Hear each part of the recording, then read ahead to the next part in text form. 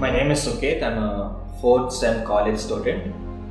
I had myopia and cylindrical vision. I started wearing specs when I was in 5th grade, and it continued throughout the years.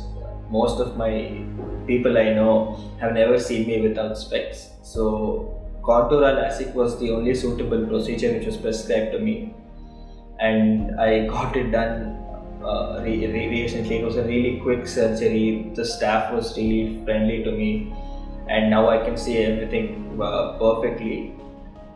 And all the precautions were taken even during the COVID days to make sure everything was safe, and it was okay for me to get the surgery done. It was really quick and efficiently done.